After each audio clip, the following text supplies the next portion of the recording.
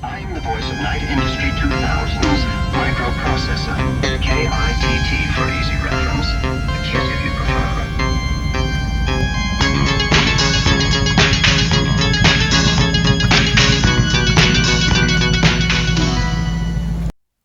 It's all about Knight Rider when I have the huge pleasure of talking to stuntman, stunt coordinator, second unit director on Knight Rider through 4 years, Jack Gill. This is actually a follow-up interview to the one I did about 3 years ago. Today we're going to do it in a bit of a different way. I'm going to watch this episode, Knightmares of Knight Rider, with Jack, and hopefully that will bring up a lot of good memories and fun stories. So hopefully you'll enjoy it. There we go. Hi Jack. Hey, how are you? I'm fine. It's fantastic to talk to you. You know, it's just about 3 years since we last had a conversation like this. So yeah, I'm looking very much forward to it, of course. And thanks so much for taking the time and doing this. You know, Knight Rider fans all over the world, they will be thrilled to hear your comments and hear all your stories about the show. Sure. Yeah, no problem. Okay, great. As I wrote to you, I'm actually just gonna start an episode of Knight Rider, and yeah, hopefully we'll have a lot to talk about, and you'll have a lot of stories, and of course I have some. I'm gonna stray apart from this episode also from time to time. And talk about other types of stunts that we do not see in Knightmares, and that if you have any recollection about how you did this, it would be fantastic. So Sure. Okay, thanks so much, and I'll just say let's get started. Just give me a second there. Have you watched a Knight Rider episode lately? I watched pieces of them. A lot of times people send me clips and say, "Hey, take a look at this. Can you see what this is?" And I watch, 5 minutes of it. I haven't watched an entire episode in quite a while, but since I've seen so many of them for so long, I kind of know them in and out. But like I said, it's been 40 years ago, so it's sometimes I can remember a lot of it, and sometimes I can't remember a lot of it. That's fantastic. So to the audience also, I might say that Jack Gill has done so many big things since Knight Rider. I remember when I talked to you 3 years ago, Jack, you had just finished Bad Boys for Life, and now I know that Fast 10 is coming up in movie theaters. It's also with you as I think a second unit director. Is that correct? Yeah, we've got a different director this time, and they're going to have a Fast 11, and they think that's going to be the end of the franchise. So we've already been talking about it, and the first Fast 10 is set up so that Fast 11 comes right after it. Yeah. Okay, but here we see a lot of good stunts, turbo boosts. We're going to return to turbo boost. We're going to return to the semi as well. But I think maybe a good starting point here, Jack, is maybe just fill us in. How did you get to do stunts on Knight Rider? I had just finished doing Dukes of Hazzard, doubling John Schneider, who was Bo Duke, and I had done that for 4.5 years. And when I finished that show, I went over and did Fall Guy for a couple of years. And they had heard that I had done a lot of jumps on Dukes of Hazzard and was doing a lot of car jumps on Fall Guy. So I was called over to do to do Knight Rider, to start doing some of their big car jumps. And that was on the pilot.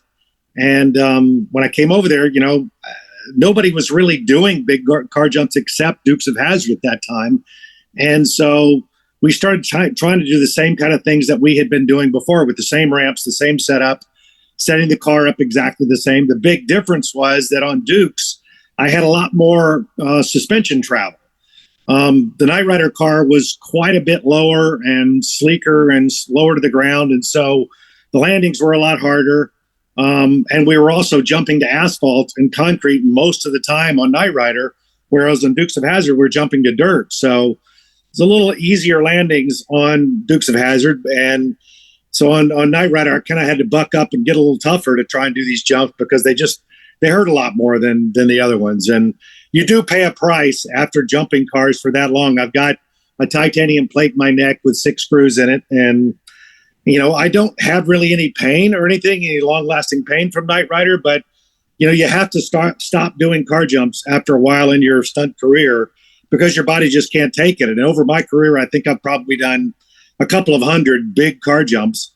And, jumping up is great. Landing them, not so great. So that's the hard part is the landings are the ones that take a little toll. Okay. We'll get back to turbo boosts and jumping cars, I promise you, later. Here we are at the dam. Did you have any impact or anything to say in relation to locations? Well, I mean, this is Sepulveda Dam, which is in Los Angeles. And it's a very, I guess, a lot of people love to shoot here only because it's so odd looking and has nothing around it really. And so when we went there, it was very hot that day.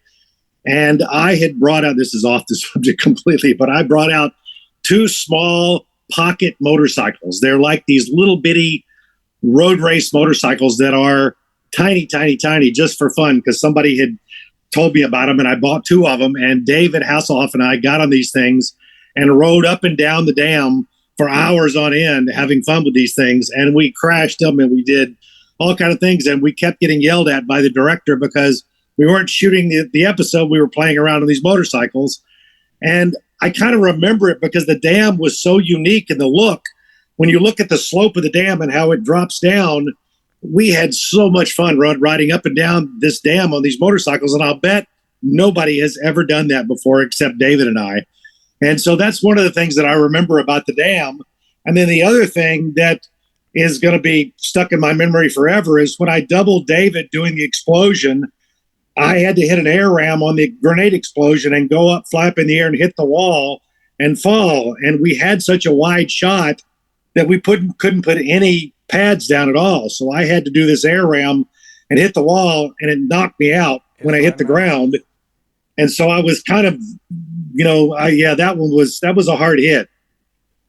And so when I hit the ground, it kind of knocked me senseless for a while, and I got over it because it's one of those things that has to happen. But I wish we could have put pads down. We just didn't have pads for the time. Anything you wear on a jump like that? I put elbow pads on and knee pads, and you can put some hip pads on, but it's your head that you can't really protect. And when you see me hit the wall, in today's world, we would pad that entire wall, and CGI would make it all go away and make it look like one continuous wall. But back then, we couldn't do that. And so you just had to hit the concrete wall with what it is. And, it's just a hard hit. And back in that day, that's just what you did. So it was tough. Okay. How about being second unit director and stunt coordinator with different directors? How was your work and the way you worked with the different directors? Well, the great part about Knight Rider was we had a revolving door of about 5 choice directors that came in and out all the time. So we got to know them very well. And because we shot completely different, when I shot second unit, which is the action unit, I shot completely away from the first unit crew. And so you had pretty much total autonomy as to what you wanted to do and how you wanted to do it. You got notes from the director, definitely, and you got notes from the producers as to what they wanted. But as far as how you shot it and the way that you created it was your own vision. And so I could go out and set cameras and figure out what I really wanted. And that's what was great about, the show, is because you had so much total autonomy to try and get your vision out there. And once they got your confidence that they knew that you could do well, they let you run rampant with it. And that was great. We didn't have 5 producers and a director sitting over you all the time saying, well, why don't you try this and why don't you try that? Because when you're shooting action units, you have a lot of stuff to get in a very short amount of time. And I was usually, I don't know if the audience will understand this, but I was usually shooting 80 to 90 setups a day, which is each setup is a portion of filming. And sometimes 3 or 4 cameras, that's 4 setups to get that shot.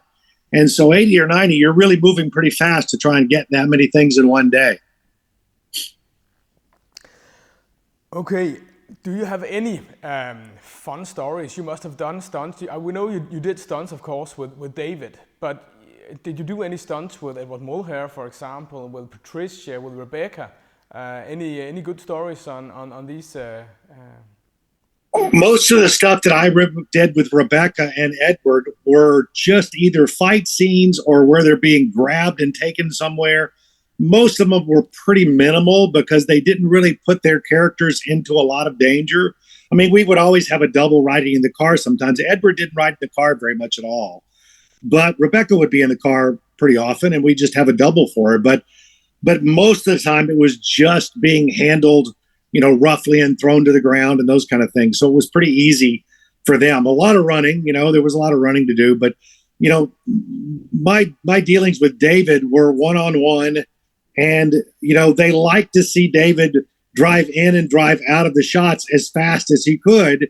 But they always wanted to drive the hero car. And the hero car didn't handle great at all. It wasn't set up to do stunts.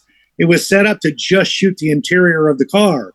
And so we would always try and say, if there's a way to get him to drive one of the stunt cars in, let's let him drive that car because it's easier to handle. It slides better. He'll do a lot better with it. Sometimes we could, sometimes we couldn't.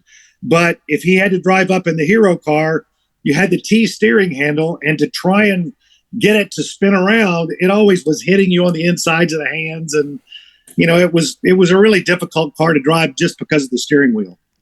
Yeah, you had the prior experience with a Dodge from the Dukes of Hazzard. Do you remember were there any you could say serial deficiencies with a Pontiac Trans Am? Well, I mean, when we first started the show, we only had a couple of cars, and so we had to be really, really careful about our jump car because that was also our stunt car, and so we would jump it and then try and fix it and drive the hero car till we got it ready. And luckily, after the first episode, we started getting more cars, and when the show became very successful, Pontiac gave us all the cars for free, and we could have as many as we wanted. And then I started adding in many, many more cars that could do certain things, like a car that would go over 130 miles an hour, and then a car would go only 60 miles an hour, but get up there really, really fast. And so the great part about having a multitude of cars is that you could try a lot of things that you normally wouldn't try if you only had one car, because you knew if you heard it, you've got nothing to shoot, and the studio is out a lot of money because time is money when you're shooting, the Knight Rider series. So, a multitude of cars helped a lot, but I liked the fact that we had a great technical crew that was working on the cars, and anything that I wanted done, they put together very quickly. And these were guys that were gearheads and knew everything about the car and could give me a car with a lot of horsepower. They could spin the tires really easily. And in a lot of episodes, you see me light up the tires really, really easily in that car. It's because it had 450 horsepower in some of the cars. And that was the great part about it, is I didn't have to explain much to the mechanical team. I could just say, this is what I want the car to do. Can you do it? And they'd say, no problem. Here it is. I'll have it for you tomorrow.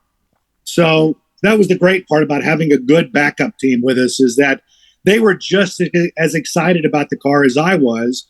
And for them to be able to build cars to do certain things gives them a great sense of appreciation, seeing that they've done something that the audience really loves, because you could tell Kit could go really, really fast. Now, being that it might be 3 cars to get it to go really fast, they show me doing a big burnout in the car that only went 60 miles an hour. And then the next shot, I'm doing 130 in the car that is built for high speed. Yeah, it's a different car, but in the show, you can't really tell.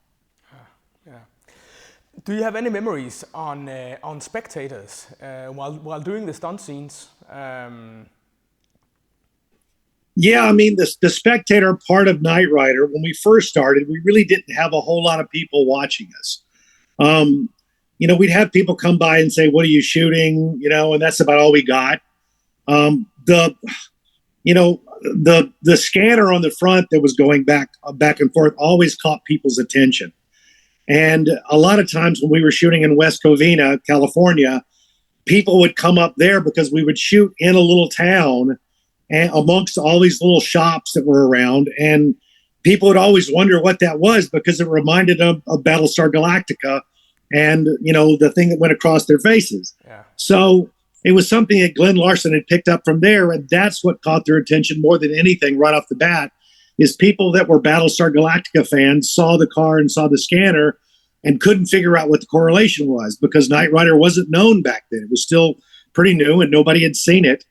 So after about the fourth episode that had been aired, we started picking up a lot of bystanders, and it started getting to where then we started to having to hire policemen to try and hold everybody back, and everybody wanted to kick the car and touch the car and see what it did and see if it could talk, and so it built quickly. And once it built quickly, we had to invest more money for people to protect the car and protect us. And even, most of the time when I'm doing very, very big, long jumps, we do have a lot of protection from security guards that are keeping people out of the way. But we found out that because they had seen a couple of episodes, they knew that the car jumped high in the air. So if I was jumping the car from one alley to the other alley, people would get in the second story windows to take pictures. And as I was flying the car across the way, I would see people sticking their heads out of the windows to watch the car. So it's lucky that I was on the right line, because if I'm on the right line, I could have hit these people. And at the time, I didn't even think about it. So after that, we had to say, you got to look up in the windows, guys. And if you see people in the windows, you got to go up there and ask them not to shoot from those windows or go up another story. I'm never going to go 3 stories high, but 2 stories high, I get very easily. So that was something that was new to us back then, because on Dukes of Hazzard, I was never jumping in town. I was always jumping out in the boonies somewhere.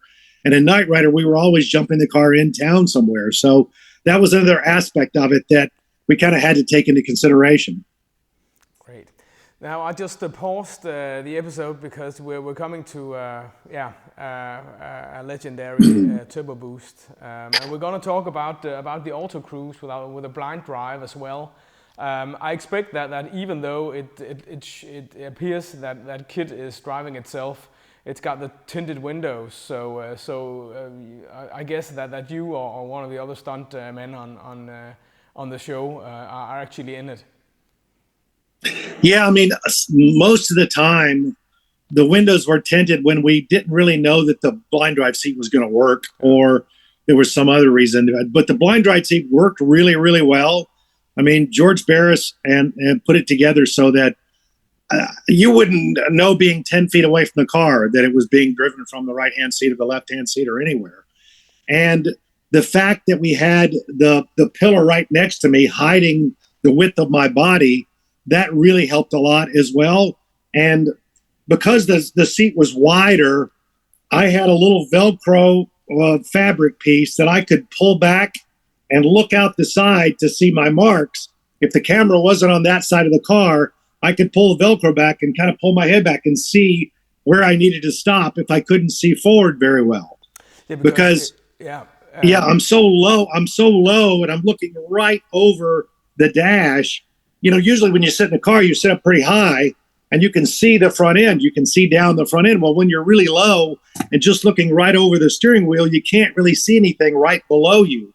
So I had to get a mark out to the side, to the right or the left, so I knew exactly when to stop, because camera marks, when you're having to stop for David, have to be within inches, because then they don't line the car up properly. So I got comfortable picking a mark out the side of the car and coming up really, really fast and slamming on the brakes and hitting a mark, just because I could see out the right and the left by this little piece of fabric. Yeah, fantastic. Okay, coming to the turbo boost now. Can you talk a bit about the preparations prior to the turbo boost like run this? On this one, this was alley to alley, and we had to we had to run a grader, a bulldozer grader through there because it was so bouncy coming in there that I was having a real hard time getting the speed. When I came through there the first time, there was a dip coming in there, and I would get a lot of height and then not get back on the ground. And I could see I wasn't going to get the speed up to make the distance across. So we had to put dirt in between the street across on my lead up so that I could come across there at speed and not have the big dip. So there's a lot of things that you don't see in the movie that I had to put in there so that we could get the speed to get the distance across. And there's always, construction banners set up and these sawhorses with the blinky lights, and there's always a dirt pile for the jump ramp. That's just something that's been around forever that we do. And then my brother, Andy Gill, was in there as one of the construction workers, and there's a couple of other stunt guys in there as well. And I said, look, when I jump across, just react to it. But remember, we're putting dirt on top of my ramp, so the car is going to carry a lot of dirt through the air. So just get your arm up in front of your face, because it's probably going to throw a lot of rocks and everything else, because I'm coming across at 75 miles an hour. So there's a lot of things that happened in this that the audience doesn't see, but it was a pretty smooth landing on the other side. The car bounced a little bit, but other than that, it landed pretty well. Yeah, let's see it.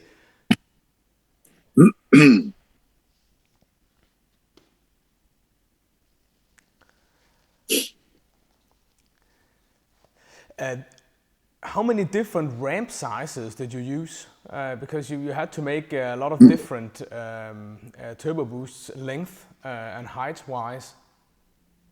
Yeah, most of my ramps are, for the big jumps, there's not a whole lot of difference in sizes. There's only, 8 inches to a foot in difference from really, really big jumps to jumps that are 120 feet. The 120-foot jump is a small jump. That's in length. And I don't know what that is in meters, but you can figure. One of the things that happens with big jumps is that I usually go up in height, and I go longer in length just a little bit, so it doesn't pop me so high, and I can get the length. If I don't lengthen the ramp a little bit, then it'll pop me really, really high, and the landing on the other side is very harsh. Yeah. So the ramps were all aluminum, and so they were easily movable, and they were only 14 feet to 16 feet in length and 36 inches high. Sometimes I would go 30 inches, sometimes I would go 36 inches high, sometimes I would go 40 inches high, depending on what I wanted. But there was a lot of things that I did to the car to make it bounce up in the air and get straight across, because what we wanted was a lot of height and a lot of distance. But we found out that if you get up to around 20 feet high, the landing on the other side is really, really harsh. The car comes apart, sometimes breaks in half. So usually 12 to 14 feet in height is about ideal for what they liked, so that you can see what you're jumping over. Because if you get way too high, you go out of the top of the frame of the camera and it's not usable. So they want something that stays in frame and you can see what you're jumping over. So the great part about that construction site was I was low enough to the ground, you could still see the people reacting, but I still made the other side of the ramp clearing the whole road. So there's a lot of things that we had to take into consideration when you do a jump like that.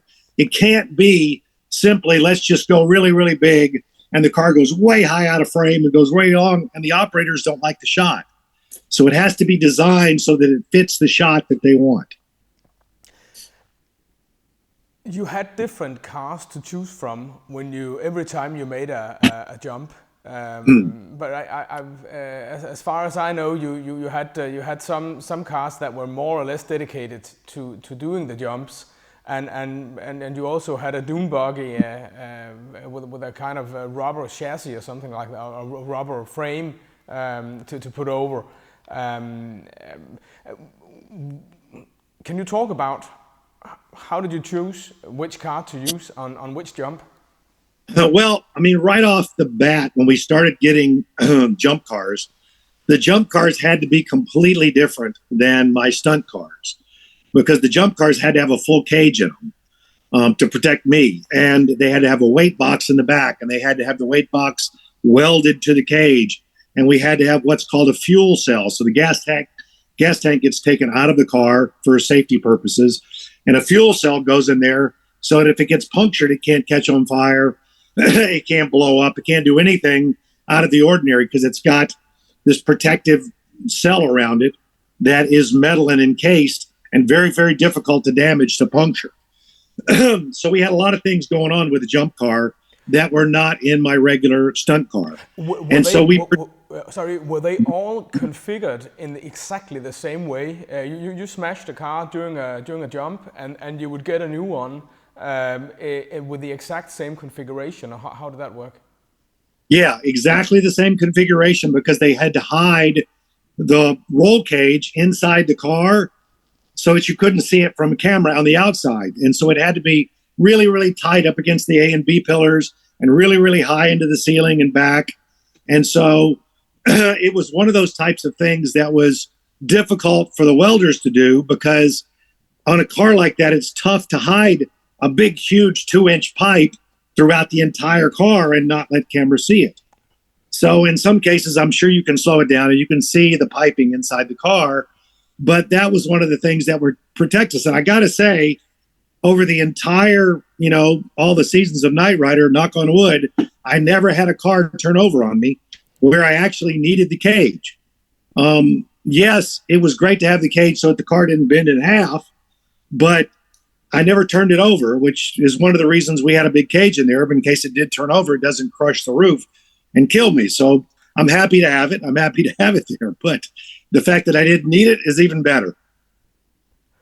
A turbo boost, a new turbo boost is coming up now on screen, and as I can see, this is with the dune buggy with the cover, the kit cover above it. When did you choose to use this car? I didn't choose to it. I didn't like it at all. I hated this thing. The producers decided to choose this car simply because it was a new idea that they thought they could jump it multiple times without having any damage, minimal damage. They thought this thing would jump through the air and hit and land and drive away. That's not what really happened. Is that the first time we tried to jump it, it just bounced really weird and it didn't look like a real car. And we called it the Flivvermobile, Flivver, because it kind of just looked unreal. It bounced around and it didn't have a big engine in it. It had a Volkswagen engine in it, and you couldn't really go really fast. So it didn't last long. It only lasted a couple of episodes, and we got rid of it. And when we were testing it out at Saga Speedway, the first time we jumped it and it landed, it shot shock absorbers through the back of it and destroyed the whole back of the car, and it all came apart. And it was a test to see if we could get a car that we could jump time and time again. And we went right back to the real jump car because it looked the best and you could land and drive away without it looking like things were falling off of it. Just off your head, how many of the cars used for a jump, for a turbo boost, were smashed and replaced? I mean, I think most of the time, one of my stunt cars would last 2 jumps, maybe. They'd have to have considerable work done to get them back going because they would bend up pretty bad.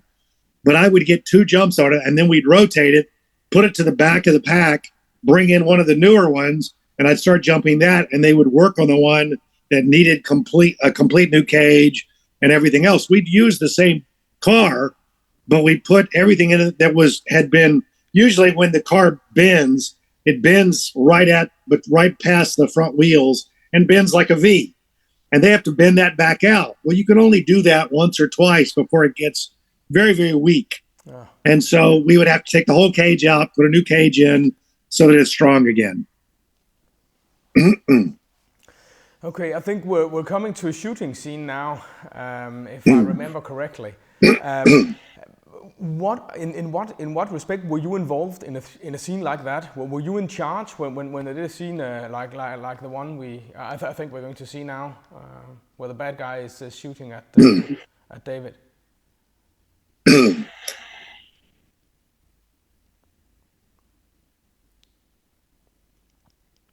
Oh, we had to put that ladder in. There's no ladder there really. You couldn't run up the side of that thing without the ladder there. So now we've got a guy shooting at David. Yeah. So that's the effects guys. The special effects team is shooting what's called a capsule gun. And a capsule gun has a little pellet that looks like a big pill, and it's got, just a dust in it. And it's plastic pellet that has dust in it. And he shoots from up there where that guy is at David. And when it hits the ground, the pellet pops apart and the dust pops in the air and it looks like a bullet hit. So, and that's me come flying up.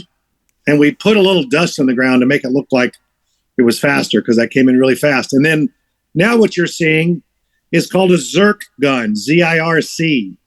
And it's the same gun the effects guys are using, but it's a plastic capsule and it has these exploding, they're spark hits inside of it. And when they hit anything hard, they create a spark effect when they blow up. It doesn't hurt you. I mean, if you got hit with it, it would sting, but that's about it. But it has to hit something hard to create a spark effect. So when we shoot at the car or at the ground, they use these Zirc hits to create the spark effect. Okay. Now we get into... Well, I'd like to add, too, one of the things that you got to be really careful of, which is so great about the effects guys, is they're really shooting a gun at an actor, which they don't do anymore. I mean, in today's world, you could never do that. They would never let you shoot a projectile at an actor. But back then, we did it a lot, and actors got peppered, which means you're getting the debris usually hits you and stings your arms or stings your legs, or you feel something that hits you. It doesn't draw blood or anything. It just stings. But that was something we did a lot back then. It was commonplace for an actor to get peppered by these Zirc guns or these capsule guns. And it was just a normal occurrence. And in today's world, we don't do it. Things change. Also, yeah. I think today when we look at behind the scenes footage from new TV and film, CGI is mentioned almost constantly. So it is. That must be a very big difference. Jack, if we can talk, I think that we have 5 or 6 minutes now before the next real action scene is coming up. If we can talk a bit about some of the other stunts that we saw numerous times on Knight Rider. For example, at least a couple of times we see David getting out of a trunk, perhaps in a car that moves in front of Kit, and climbing onto Kit's hood and getting into Kit afterwards. Can you talk a bit about how you did scenes like that? Explain to me again. He goes in the back. Am I going to see it? He climbs Kit's hood while Kit is driving. Yeah. One of the things we always did, if David was going to climb out, David would start the climb out and then climb across the top while I'm blind driving. And then we would cut to a double doing all the bouncy things and jumping around and stuff. And then cut back to David, and I would put David in a harness and tie him to the hood so that he can't fall off of it. And then he can react. We always had usually a harness on David, and he was tied to the car so that if I had to hit the brakes fast or I had to get out of the way of something fast, he couldn't get slung off the car. Okay. How about driving through a minefield of explosions? We see that at least a couple of times in Knight Rider as well. Yeah, we like to do that a lot. We did that. I mean, they seemed to like the fact that the car was indestructible, and they wanted to show how that works. So we would set up these big explosions, and effects would tell me to get as close as I could to them. And we sealed the entire underneath of the car up when we literally got it up on jacks and looked underneath it for any holes at all, and sealed it all up with steel so that the explosions couldn't get inside the car and get me. And then we just put big gasoline explosions out there, and I ran over the top of them. And it worked great because it enveloped the car in gasoline and would usually catch the car on fire for 3 or 4 seconds. And it looked great. And so the more we did it, the more we thought the audience liked it. So we set up an entire minefield out there, and I would just zigzag it in around the explosions, and I could run right over the top of them. without any harm because I knew the underside of the car was completely sealed. Yeah. That's awesome. How about we have also a couple of scenes in kind of the same area with a bomb exploding under Kit. Kit saves Michael by taking the blast from the bomb. Right. Yeah, I mean, a lot of those bombs like that you see are called black powder bombs, and if if you put a black powder bomb in and tape it up really tight for the explosions, like if you hold a firecracker in your hand, it becomes really, really powerful. But if you take a black powder bomb and open it up, they could put it in a hole in the ground, and I could drive over the top of it and they blow it up with a lot of debris and dust in there, and it looks like an enormous explosion, but it has really no impact. So it just would go out and around the car without really hurting the crew or hurting me or hurting anybody else around the car. So it's all a pyrotechnic effect that gives the audience a really big blast, but without a lot of concussion. Okay. A couple of specific questions as well. I don't know if you remember the turbo boost where Kit jumps into a small airplane, right into it, yeah. it up. Yeah. Do you have any memories regarding that stunt? Have you got that clip there, or is it not going to come up? I think I can find it. We can take it once this is over. We can find. Also, I have a question regarding of course, or would like you to talk about the ravine shot. The ravine turbo boost, also a very epic turbo boost. Maybe we could jump a bit ahead of things. A stunt scene is coming up in a minute. Maybe you could talk about how would you prepare David, and in this regard also the guy he's fighting for a fighting scene. Yeah, most of the time when we were putting together fight scenes for David really, really liked the fact that he wanted to fight like John Wayne. He didn't want to throw a punch like John Wayne, where it looks like you hit a guy so hard and it knocked him on his back in one punch. He didn't just snap his head and take it. David wanted to knock people on their butt because he's a 6'4" guy. He's a big guy. And so most of the time when we put these stunts together, we wanted David to be very, very powerful. So most of that is from your shoulders. And I was teaching David to throw with his shoulders and rotate with his shoulders when he throws the punch so that it shows power. Ooh, I hated this one right here. This little one was tough. When I jumped out right here, can I go to this one? Because this one was a tough one. Yeah, of course, yeah. This one was one that we set up, and they wanted me to jump off this penthouse, jump in, and the car catches me. And so we put the car up on a flatbed car carrier. If you know, a car carrier is 2 stories. We put the car up on 2 stories, and then I jump out and have to go by the car, and it looks like I'm landing in the seat, although I just fall right past the car into an airbag, and the seat drops down, and it looks like I got caught by the car. But on that one, was pretty bad. I broke my neck on that one, so that one was bad. Okay. But it was I was out for a while on that one, but I did 2 shots going by the car, and the director said, I can see that you're laying out backwards before you get to the car. And if you do that, it looks like you hit the back of the car. So you have to go by the car straight up and down and land in the bag feet first. And I said, I can't land in the bag feet first from that kind of height. There's no way. I'll just try and throw back as late as possible. So I did a second take, and he still said, you got to wait longer. So the third take, I waited as long as I could do, and I just threw as hard as I could, and it worked in the shot, but I broke a little piece of vertebrae in the back of my neck on that one. And, it didn't cause any paralysis. It just hurt like hell, and I had to go to the hospital, and I was out for a while, but everything, I was still working. It was just, I tell people I broke my neck.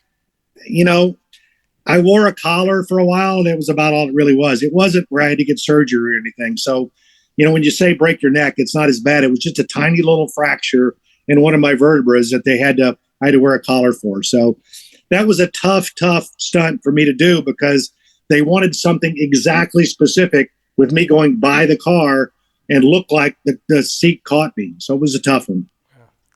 Was that your worst injury on Knight Rider? Yeah, on Knight Rider it was. I mean, I've broken my back twice, but those were on other shows. Okay. So, yeah, that was about the only real injury I got on Knight Rider was that one. And most people you tell a story as well about breaking an ankle. Yeah, I did break an ankle, but that was just an ankle. An ankle's pretty easy. On a stunt guy, everybody breaks their ankle. It's pretty easy. Not many people break their necks, but the ankle thing was, I mean, probably 1 in 100 that would ever happen again. Do you know the story, or do you want me to repeat it? I heard you tell it, but I'm sure that not all the viewers have heard it. So I think it's actually you told it very well last time I heard it. Yeah, it was. I had my brother blind drive. My brother Andy would blind drive the kit car when I was doubling a character, and I was playing a bad guy, and just doubling a bad guy. And I have to jump over a little tiny 3-rail fence and out into the street. And when I run into the street, my brother rounds the corner in the kit car, blind driving, and hits me. And I go up over the car and go to the ground, and he stopped the bad guy. And so we rehearsed me jumping over the fence and running out of the street. And then my brother would stop and say, yeah, the timing looks great. And I said, okay, let's shoot it. So I got back, and the way that really happens, once you roll camera, every stuntman gets a little more adrenaline pumping. And so when I jumped over the fence this time, I went a little further out, and I landed half on the curb and half off with my foot, and it broke my ankle. And I heard it snap, and I ran 3 steps out in the street, and my brother hit me with a car. And I went up and over the car and landed in the street. And, the director came over, and I said, hey, my ankle's broken. And he said, well, I could see that you broke your ankle because you limped going out to when the car hit you. And I said, well, my ankle's broken. So he goes, well, what do we do now? Because we have to do it again. So I said, if you tape my ankle up, let's get some duct tape, and we'll tape it up really, really tight before it swells up. And I can probably do one more before I go to the hospital. So we got back as quickly as we could, and we taped it all up. And I did it all again. And the one you see in the movie, in the TV show, is me with my ankle taped up. And then I went to the hospital. So in today's world, they would never let you do that. They would send you to the hospital and bring in another stunt guy. But back then, that's kind of what stunt people did. It wasn't unheard of, and it wasn't something out of the ordinary. That's just what we did back then, and kind of the way it was. But yeah, that was it. That's probably the only 2 injuries I had. And no, I broke some ribs. God, I can remember these things. I did a pipe ramp of a car. Kit hits a car, and I hit a pipe ramp this car out in the middle. It drops away and bounces really hard, and the seat broke loose from the car, and I hit the side of my ribs and broke 3 ribs. So It happens. That's what happens. Okay, let's move on with this. We got this over with. Also, some very neat auto cruising, blind driving during this scene. The next thing that happens is pretty, I would say, probably for you, pretty regular stunt driving. Probably David in some clips, but I expect, how would you normally do this? Would that be you coming around with a reverse 180? That's probably me right there, because the tires are smoking and everything. It could be David. It's hard to see in your thing. I don't know. That might be David, because usually in my reverse 180s, they come around a little quicker and cleaner. So I don't know what that was. That could have been me. Could have been David. Like I say, it's a good shot. So we used it in the show. But David was a really good driver. Once I took him out in the parking lot, and I had about 3 or 4 hours, of total time with David in a car playing around. And we over the period of about 3 weeks, he would drive really pretty well for a lot of it. He could do a lot of the things that all the other stunt guys could do just as well. So he was a really good driver. How was the decision of whether you should be driving the car or David should be driving the car? It was, the directors always wanted David to drive the car, because that means they could have him come into the shot and see his face.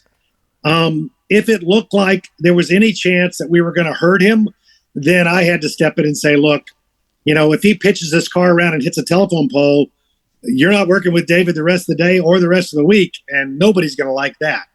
So if there was, if he hits a curb, it's no real big deal. That just hurts the car, and we can live with that. But if it looks like we're going to hurt David, I have to step in and say, that's it. He's not going to do it. So that's kind of the key decision, is that as the stunt coordinator, you have to make key decisions on David's welfare. And also, if David's not working, the crew's not working. So that means you're taking food out of the crew's mouth as well. So David is the golden goose. You have to be really, really careful about what you let him do. Even though he's capable of doing it, you have to be smart about when you let him do certain things and when you don't. Because even in a fight scene, if David twists his ankle and can't walk, you're not shooting with him the next day. It's a tough, tough decision. Okay, we now have David in the semi, and of course I would also like to hear something about how you drove Kit into the semi and how you drove Kit out of the semi. Well, when Glenn Larson first told me about this, we went out there and we tried to fit the car in there to see what it, how close it was going to be, what it was going to be, what we had to do, and it was really, really tight. I only had about 4 inches on either side of the mirror to get the car in there. And when we got it in there, we figured it tries to, when you jump up the ramp, if you're coming in at any speed, it likes to jump. The minute the back wheels touch the back of the ramp, it likes to push forward quick. So originally the ramp was made out of steel, and it had grippy surfaces on it, so that when I got in there, it wouldn't go right or left. It would stay straight. But the grippy surface made me really jump forward a lot quicker, and it was really hard for me to stop on the other side. So what we did was we took the grippy surface off the front end of the ramp, so that when I came in, the back wheels would spin for a second, and it wouldn't jump forward, and then I could get onto the grippy surface, and it would slow the car down, and I'd come in at a normal rate. So that was the key thing that made, driving into the semi work, is I knew if I kept the car straight, the tires would spin for a second, and then I could get my bearings, and I could drive in normal without it jumping in there. Because a lot of times we had cameras on the inside of the semi, and operators and assistants, and I didn't want to hit them. There was no place for them to go if I came in at any speed. There were times when I did clip a mirror, but the mirror would fold in a little bit. And there were times that I went a little long, but luckily the times that I went long, there was nobody in there to, that I could hit. So I never really damaged the semi. I damaged the car a couple of times, but only 2 I can think of where I really hit a mirror. But it was tough. It was tough to keep the car straight, because the semi truck was doing probably 40 to 45 miles an hour, and I was coming in at probably 55 to 60. And at those speeds, you come in pretty fast, and it's a tough thing to do. It's called precision driving, and you just have to practice it a lot. Yeah. Also, I'd like to talk a bit about the semi. My good friends at the Night Rider Historians, they have, I don't know if you know this, they have found both the semi, both the tractor and the trailer of the original semi. And they have found out that there's been some damage on the rear left of the trailer. Do you have any memories regarding an accident with a semi? No, no. In fact, I had Al Jones, a stuntman who drove that semi 99% of the time in the shots, and he was an excellent semi driver as well as an excellent stuntman, and he always kept the thing rock solid for me. He didn't waver even an inch when I was driving up. And I can't think of any damage that we ever had with that thing, because I always went up and in pretty cleanly, and I always came out pretty cleanly.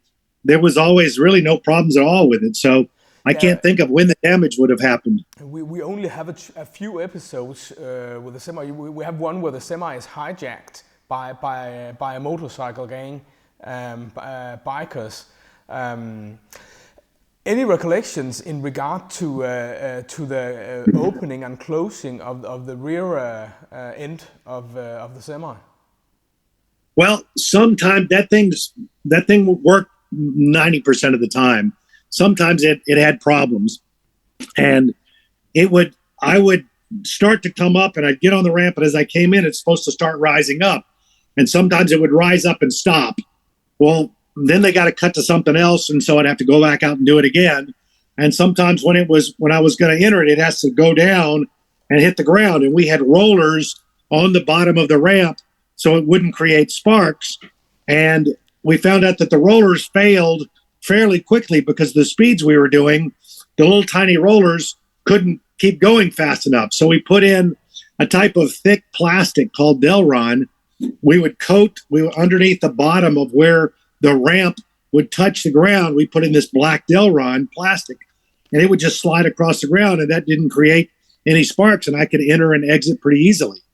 So there was a lot of, I don't know, trying to figure out what worked best for that big, huge gate that went up and down on it. But it was really, really heavy. And the winches that pulled the two cables up, had to work very, very hard. They went up through the top of the semi and all the way down the length of the semi and down to two big winches. And there was an special effects guy on the button. And the minute he saw me come in, he would start pulling it up. So like I said, it worked probably 90% of the time, but sometimes it didn't. But I never really saw it drop. I never saw the cables break. That was all pretty well. That worked pretty well for the whole time we were there. Okay. Great. Now we get into another at least a smaller fight scene here, also with some of the other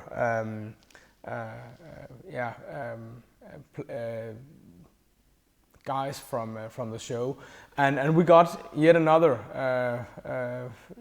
scene with Michael driving up and hitting the brakes and getting out, and the next thing we will see is Michael going to the art studio, and there's a fight scene there. And he backs up afterwards and smashes the garage door on his way out. Mm-hmm. Can you tell more about how did that work? Because Kit was indestructible, almost at least. How did that work when you smashed Kit through walls and gates and things like that? Yeah, most of the time, I crashed Kit through so many things, it's hard to remember all of them, but there were, I went into a jail cell one time. I've been through, I went into a church one time. One of the ones that was the most difficult was crashing through a cement wall, a cinder block wall. And, it was extremely thick because they wanted me to carry a lot of the wall out with me to look like it was a really, really thick wall that Kit was going through. Well, what special effects department makes is it's called Pyrocell, and it looks exactly like concrete, and it's pretty heavy, but it's not as strong as concrete. But when you crash through it, it caved my entire windshield in, to almost hit me in the face, and which is pretty scary because I've got a protective plastic. It's not plastic, it's called Lexan, right behind the windshield, but it still caved that whole thing in and almost hit me because this brick wall was so thick. So we really had to worry about things like that when we crashed through them, because the body could take almost anything, but the windshield was where you really had the damage part of it, because the windshield was not indestructible, and I could put Lexan behind it, which protected me, but you could still push the entire thing, the windshield and the Lexan, in on top of me if I hit something hard enough. So that was the thing we had to really worry about. Which one is this? What am I crashing through here? Oh, that's the aluminum wall. That's a garage door, yeah. Yeah, that was pretty easy. That I went through pretty easily. This is all David fighting.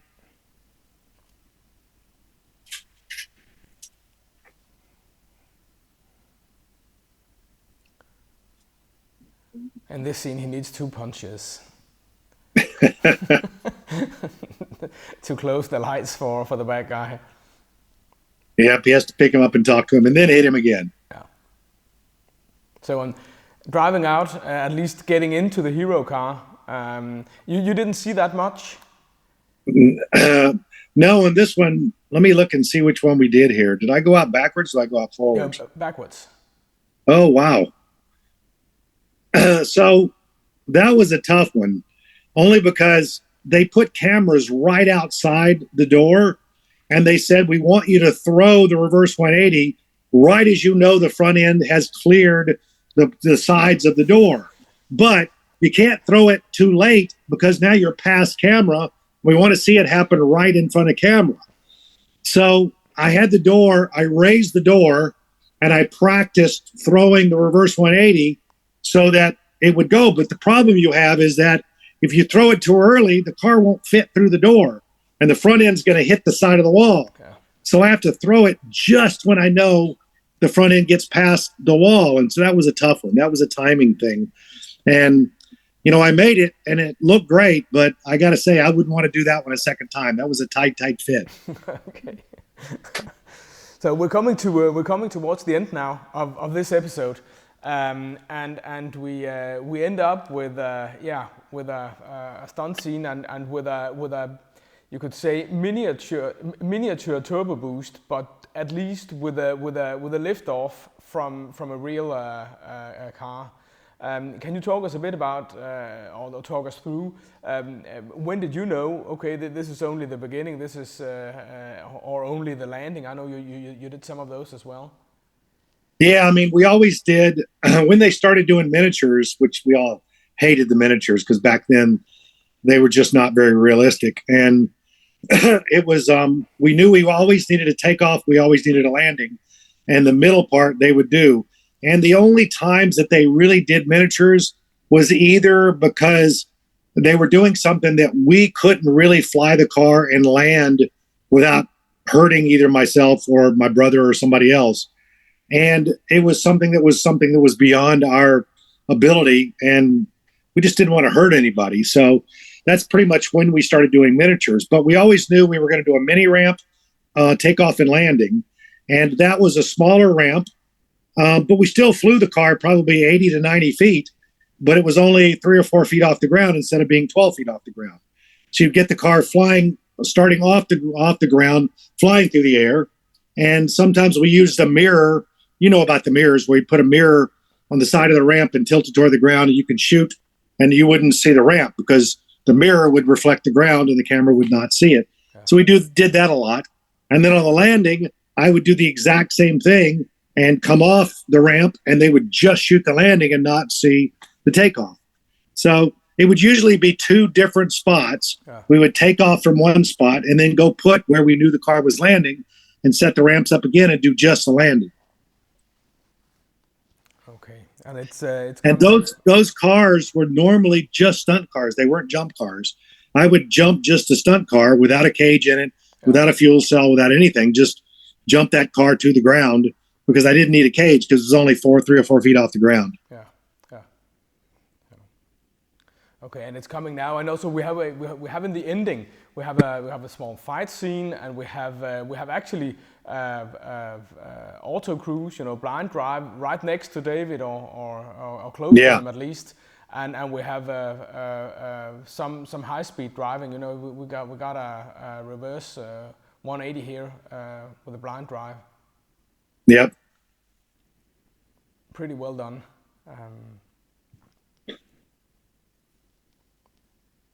How much would you rehearse a fight scene like this? We would put tiny little 1.5-inch crash pads in there and rehearse for probably 15, 20 minutes until everybody had it right. And we'd make little, if David wanted to throw 1 or 2 punches differently, we'd change that. But normally, they'd get a good 20-minute rehearsal before we started it so we could go up. And, it all worked pretty seamlessly. When you saw the tackle, that was doubles going to the ground and then David and the actor getting up. Yeah. So now we've got the turbo boost lift off just in a few seconds, and followed by miniature flying and miniature landing. I think it's quite easy to see. I don't think you'll be really impressed. I don't know. I think it's one of those things. It was maybe a bit easier to cope with on a 24 or on a small tube television than it is on big screens today. I don't know. Even back in the '80s, it still looked pretty bad to the stunt industry. We could tell that it wasn't real, and it's like you say, everybody had smaller TVs back then, so maybe it wasn't as noticeable. Yeah. So, and we got lift off here.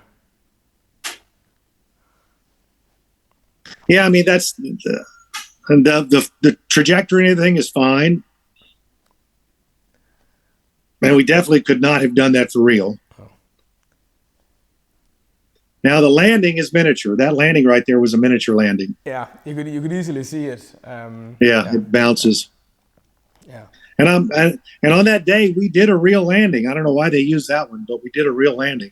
Yeah. So, and that's really David. And I don't know why they left the tow bars on the front of the car, but they still leave the tow bars in the front of the car. Yeah, but they did. I think at this point they had 2 cars with tow bars. Yeah. So and the episode now is coming to an end. So we'll just watch the last piece. We get into just in a minute into the Universal studio scene stage. I can't remember if it's stage 1 or where it is. But were you ever there, or were you always out in? No, I was on the stage a lot. I would always come by just to get notes from the director and from David to see what they wanted exactly before we would shoot the next day. And sometimes we had fights on the soundstage and we had different things to do. But I was definitely there every single day doing something, whether it was prepping the next show or because we had always production meetings on what we were going to do on the next episode. We'd have one day where we had to go to a production meeting and talk about the next episode while they were shooting dialogue scenes like this. Okay, so yeah. Well, it's been fantastic. I hope that you have enjoyed watching this episode of Knight Rider. I know that there's been a lot of new good stories that has come to life. And when this is over, I'll just find the 2 clips of Kid flying through the airplane, and also of course the ravine jump. So we will have to have a chance to comment on them. Are there any other specific scenes that you remember and you think, okay, that was probably my best work on Knight Rider? Well, I mean, I think out of all of it, you mentioned it, with the ravine jump was a really big one for me because that was one of the longest jumps we had ever done, and it was also across a ravine where you can't be short. And so that one was one that was, I don't know, kind of, you had to really sit down and think about that one because we had to get a bulldozer again and grade a road in to create a road in a pasture so that I could get the speed up to make that jump. And so it was difficult. And, it was one that I will always remember because at the time I was thinking about it, you were going, man, if you're short on this one, you're going straight to the hospital. You're not going to survive this one much at all. So I had to keep my foot in it, and I had to get the speed I needed, and I had to do a lot of things to make it all work. So there we have it. I think it's quite light on. I was lucky to get my credit right there at the end of the show because they always put it up with the sun right there in the end, and I was lucky to have that credit. They did. Okay, I think it's maybe easier to see right now. So yeah. Okay, great. I'll just try to see if I can find these 2 other clips, and we can talk about them as well. Okay, so let's watch this. We got we had a plane that had blown the engine. The engine was gone, and it had lots of structural damage. And they told us that we could tow it in and hit it. And at the time we did it, it was. We knew we were going to go. It was all cut up. We had effects cut it all up so that you could get through it. And Bob Braver did this jump and did a little mini ramp jump through the plane. Let's see if you can see. They put tons of sparks inside the plane but we're towing it in with a balsa wood propeller on it spinning. That's me doing the slide. And then that's a real airplane.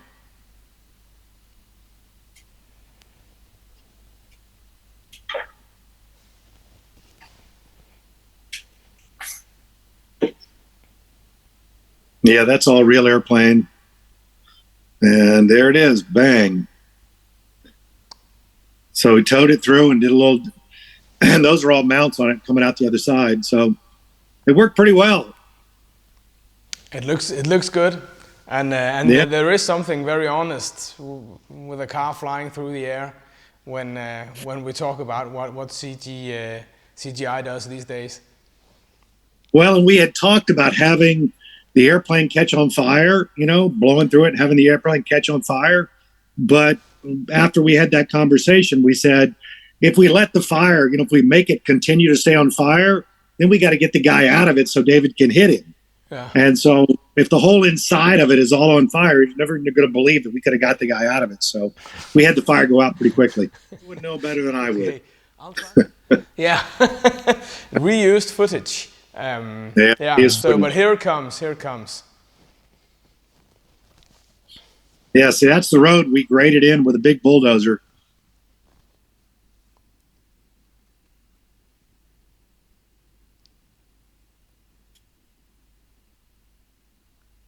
And is that a jacket hanging out of the window? It is the Knight Rider, the black jacket.